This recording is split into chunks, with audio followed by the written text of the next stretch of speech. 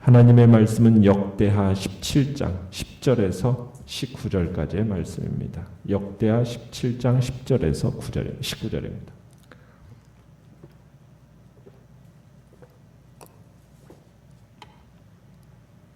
역대하 17장 10절에서 19절 우리 한 목소리로 같이 읽겠습니다.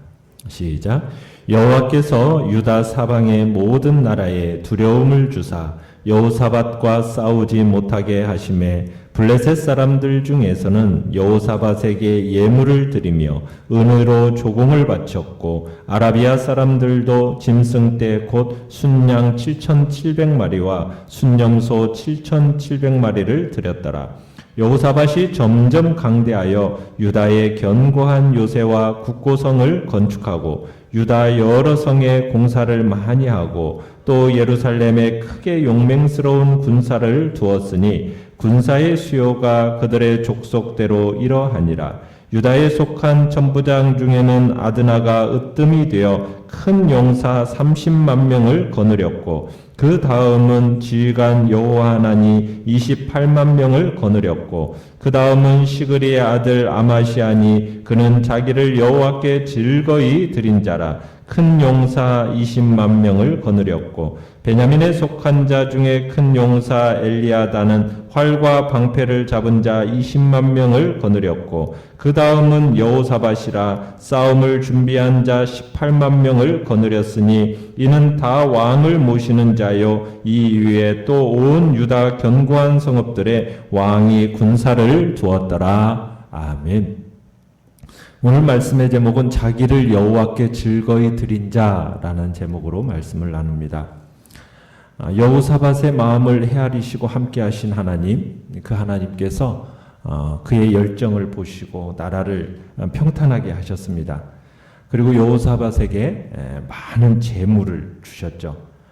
이제 어떻게 보면 여호사밧은 말씀의 전도사가 되었고 그에 대해서 하나님은 더 큰 복을 내리십니다.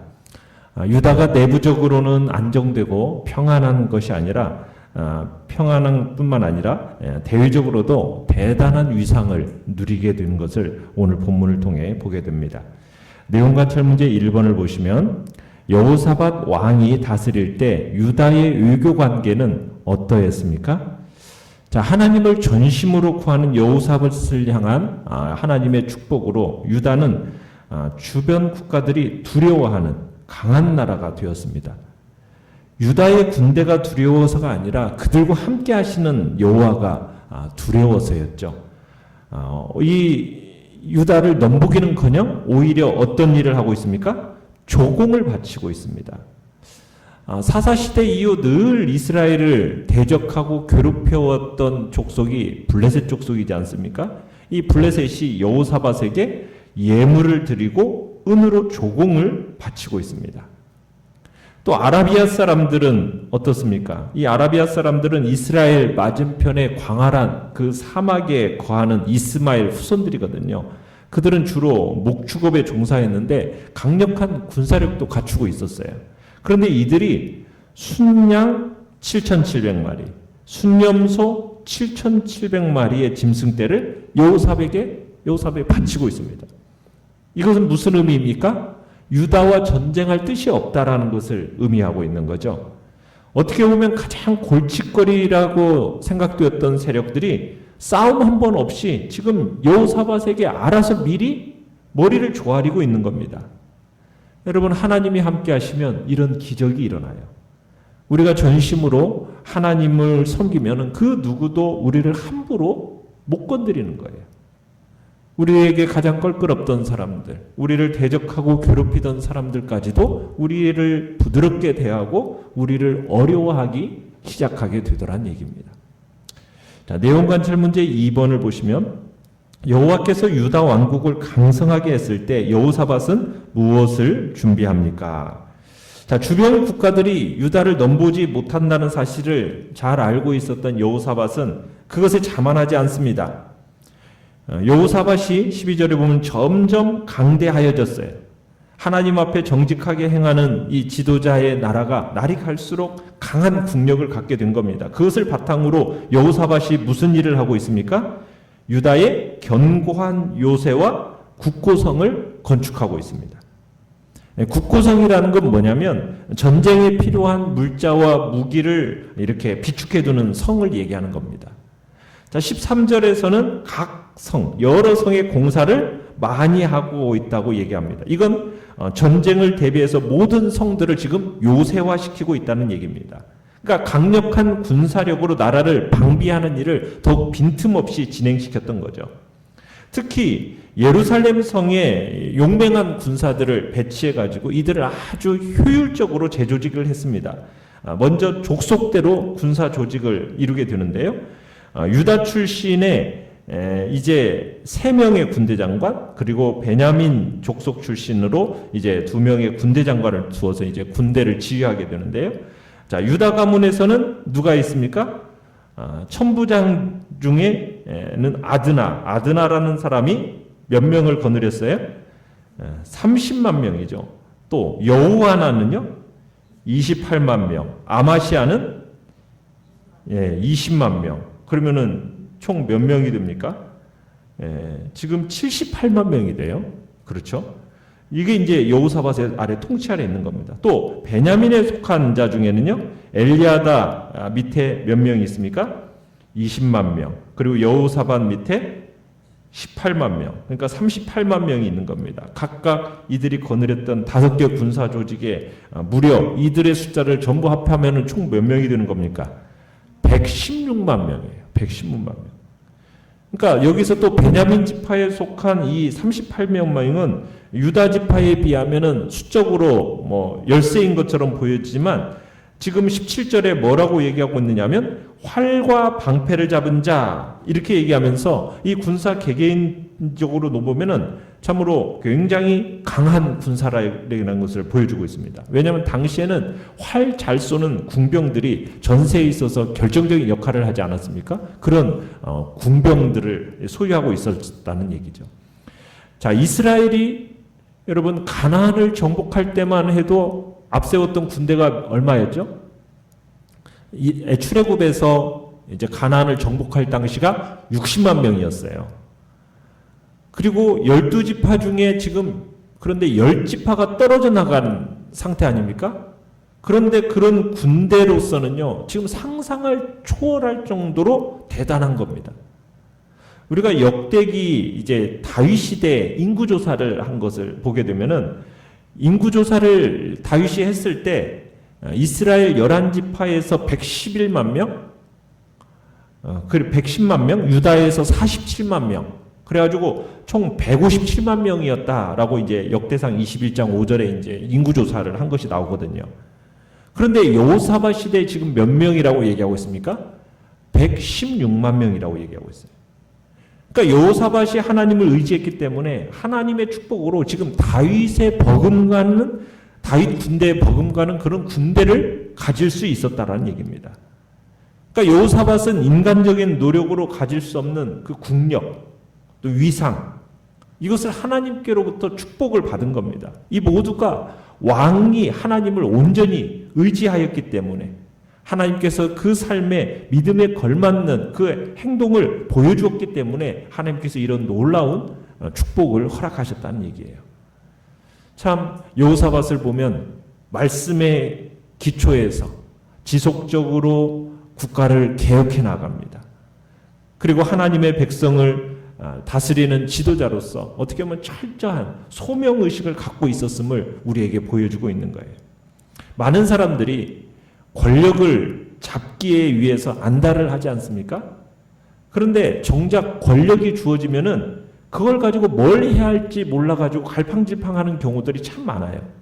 그러나 우리는 여호사밧을 보면은 자신의 권력이 하나님께로부터 왔다는 사실을 잘 알고 있기 때문에 그걸 가지고 무엇을 해야 할지를 잘 알고 있었던 사람이 바로 여호사밧이라는 것을 우리가 알게 됩니다. 먼저는 우상을 몰아내고, 그리고 하나님의 백성들에게 말씀을 가르치고, 그리고 나서 이제 내적으로 평안해지니까 대적의 침입에 대비해서 국방을 튼튼히 하고, 그러니까 자신을 불러 세우신 하나님 앞에서 부끄러움 없는 소명의식으로 지금 왕의 자리를 잘 감당하고 있는 여호사밧을 보게 되는 겁니다. 자, 영과 묵상 문제 3번을 보시면 많은 장수들 중에서 시그리의 아들 아마시아가 독특한 이유는 무엇입니까? 자, 16절에 보면은 아마시아를 소개할 때 뭐라고 소개하고 있습니까? 그는 자기를 여호와께 즐거이 드린 자, 이렇게 소개하고 있습니다. 그러니까 아마시아는 지금 군대의 지휘관으로서 자기의 일이 하나님께로부터 주어진 것이다 라는 사실을 인식하고 자원하는 마음, 기쁜 마음으로 그 임무를 수행하고 있는 걸 보게 되는 겁니다. 그래서 하나님께서 아마시아에게 지금 여호사밧 군대의 큰 용사 20만 명이라는 군사를 거느리는 장수로서 하나님이 그를 사용하시는데 그 이유가 뭐냐? 하나님께 대한 충성심이 남달랐다는 거예요. 자, 느낀 점 4번을 한번 보시면 자기를 여호와께 즐거이 드린 자를 성경에 기록하여 세세토록 기억하게 해주시는 하나님을 보며 무엇을 느낍니까? 그러니까 하나님은 자신과 그의 나라를 위해서 자원하는 심령을 가지고 싸울 영적은 충성스러운 영적 군사를 찾고 계심을 우리는 느끼게 됩니다. 이 하나님의 나라는 그냥 확장되고 유지되는 게 아니에요. 그것은 이 충성스러운 하나님의 영적 군사들의 희생으로서 가능한 겁니다. 특히 영적 전투가 벌어지는 그 최전선에서 싸울 그 군사들이 많아야 하나님의 나라가 지켜지고 확장되어지는 거거든요. 주의 복음을 위해서 정말 모진 고난을 감내하고 끝내는 순교한 사람들, 바울과 같은 충성스러운 하나님의 군사들, 참으로 우리나라의 복음을 전하기 위해서 대동강에서 정말 목이 잘려가는 순간까지 복음을 전했던 토마스 선교사 같은 사람, 그런 충성스러운 군사들에 의해서 하나님의 나라는 확장되어져 가고 있는 겁니다. 지금도 하나님 나라의 확장을 위해서 정말 많은 충성스러운 하나님의 군사들이 세계 곳곳에서 땀과 피를 흘려가면서 싸우고 있습니다. 하나님은 당신을 위해서 싸우는 그런 충성스러운 자원하는 그 성도들에게 그의 합당한 상급으로 갚아주실 것입니다. 하나님은 보여주시는 거예요. 자기를 위하여 여호와께 즐거이 드린 자 하면서 그의 이름을 성경에 기록해 놓으시고 그리고 오고 가는 모든 세대에게 기억하게끔 지금 하나님은 하고 계시는 거죠. 하나님께서 오늘도 그런 사람을 찾고 계시는 겁니다. 주님께 자원하는 심령을 가지고 즐거이 드리며 헌신하는 자. 그 하나님은 그 마음, 그 심령을 기쁘게 보시고 그들을 결코 잊지 않으시는 것이죠. 오늘 한날도 우리는 우리 각자의 삶의 자리에서 하나님께서 내게 주신 그 사명의 자리가 무엇인지를 알고 그 주신 그 자리를 기쁨으로 받아들이고 그리고 불평하지 않고 주님께 하듯 내게 맡겨주신 그 일들을 성실함으로 감당해 나아가며 하나님의 나라와 그의 의를 위하여 우리 자신을 힘써 드려나갈 때 하나님은 그런 우리의 모습을 즐거이 기쁨으로 바라보시면서 그의 이름과 그리고 그의 삶을 하나님이 영원토록 기억해 주심을 또 우리에게 말씀하고 계시는 것입니다. 오늘 한날도 즐거이 헌신하며 드리며 나아가는 복된 자리에 우리 모두가 있기를 간절히 바랍니다. 결단과 적용 5번을 보시면 현재 내가 하나님께 즐거이 내어드리고 있는 것은 무엇입니까? 하나님은 나뿐만 아니라 열방도 다스리시는 분입니다. 열방이 하나님께 즐거이 나를 내어드리고 있습니까? 아니면 억지로 하고 있습니까? 오늘 한날도 정말 주님 앞에 우리 자신을 기꺼이 내어드리는 자원하는 심령으로 주님 앞에 헌신하는 자리에 있게 해달라고 주님 앞에 또 기도하며 나가시길 바랍니다. 오늘의 기도 같이 읽겠습니다. 시작. 하나님께 즐거이 내어드리며 하나님이 나를 위하심을 경험하는 하루 되게 하소서. 아멘. 말씀을 생각하면서 기도하시고요. 연약한 우리의 지체들을 위해서 기도해 주시기 바랍니다. 코로나19 바이러스가 또 확산세 가운데 있습니다. 주님 잠잠케 해달라고 우리가 함께 모여 대면하여 예배드릴 수 있는 그 자리가 또 이렇게 주의 은혜 안에서 계속 유지될 수 있도록 주여 우리 세 번 부르짖으면서 합심해서 같이 기도하겠습니다. 주여